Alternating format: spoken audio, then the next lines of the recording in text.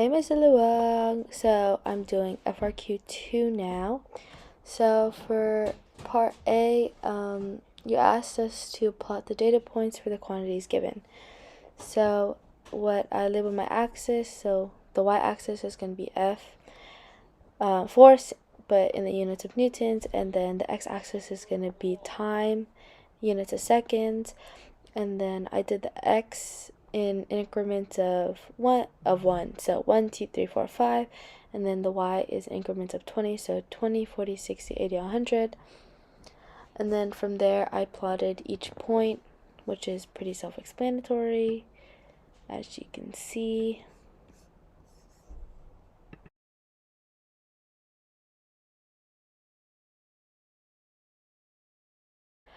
Then for part B, what we're going to do is we are going to do the we're gonna find the f of t function.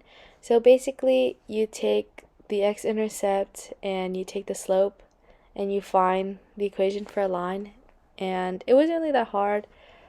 I simply just counted how much down and then how much right it went, and then f of t is equal to negative 20t plus 100.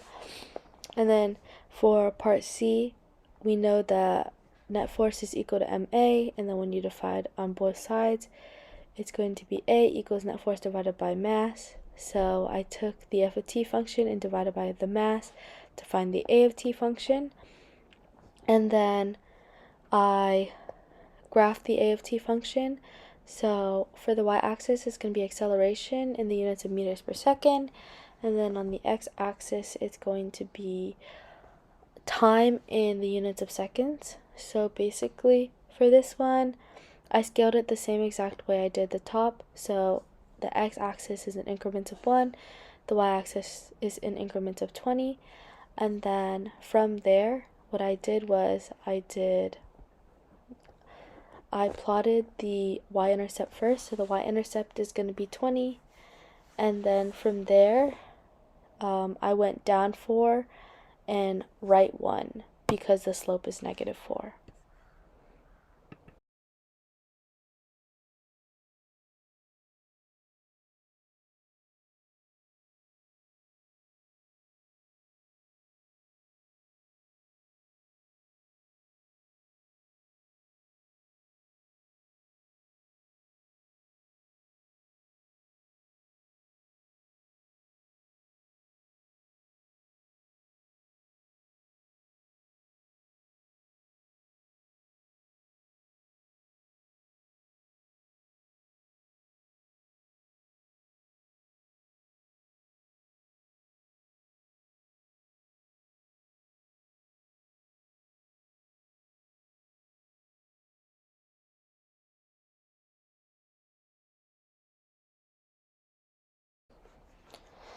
And then part E, the information that can be extracted from the equation that we just graphed is that acceleration decreases over time, and that we can also find the change in velocity, which is equal to the area under the curve, which is also known as the integral.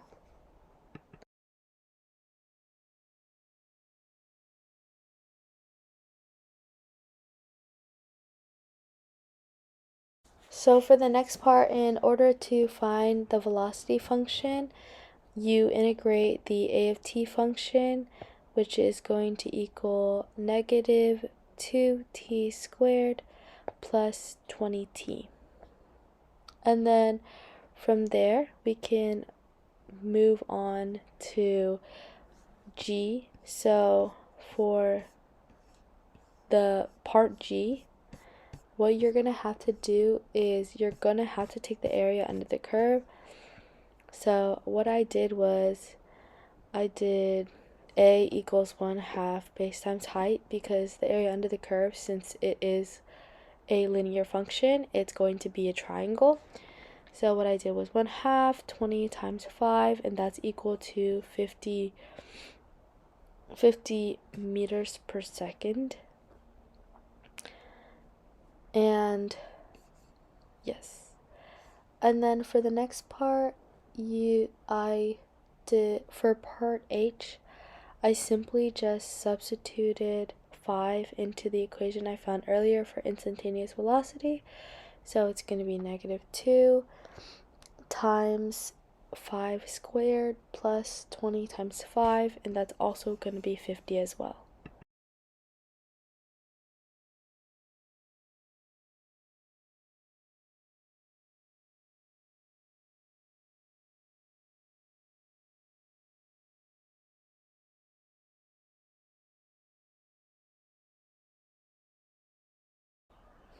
So for part I, what I did was I took the integral of v of t to find the x of t graph, or the x of t, yeah, the x of t graph, the x of t function, and then that is going to get you -2t cubed over 3 plus 10t squared.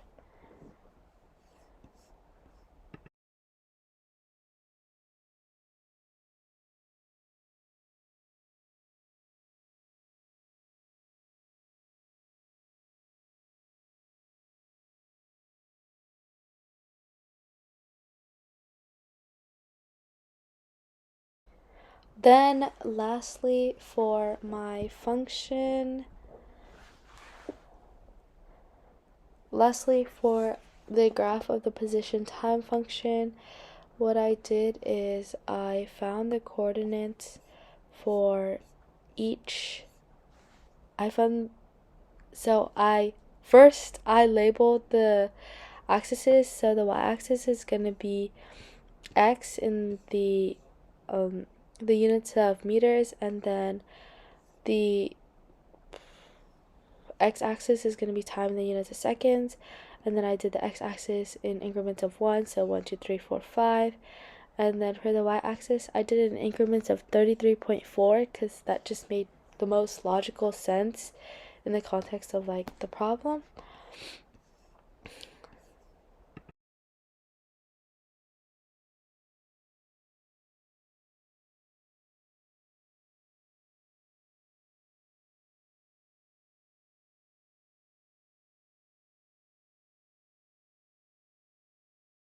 After that, I plugged in times 1 through 5 into the equation. So for that, I did x of 1, x of 2, x of 3, x of 4, and x of 5. And as you can see, x of 1 is 9.33, and then x of 2 is going to be 34.67. I mean, x of 2 is 34.67, x of 3 is 72, x of 4 is 117.33, and then x of 5 is going to be 166.67. So from there, I just started plotting my points.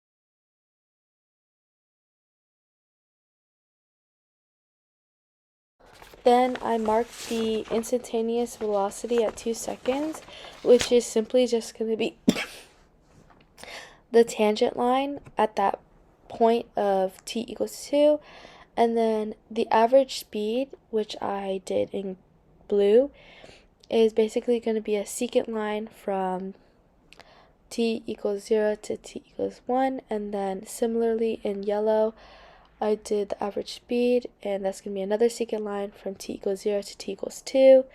And then the next color is going to be a light green, and that's going to be another secant line from t equals 0 to t equals 3. And then lastly, there's going to be another secant line from 0 to 4.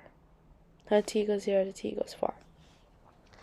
And then the average speed of the cart from 0 to 5 seconds is basically increasing, because as you can see, the average speed secant lines are getting steeper and steeper as the time increments increase. So that's what happens to the average speed of the cart from t equals 0 to 5. And then lastly, k. So to find average velocity, what I did was I found the displacement, which is going to be it's going to be the integral of v of t from 1 to 3, and it's going to be over delta t, which is 3 minus 1, and then delta x over delta t was 31.33 meters per second.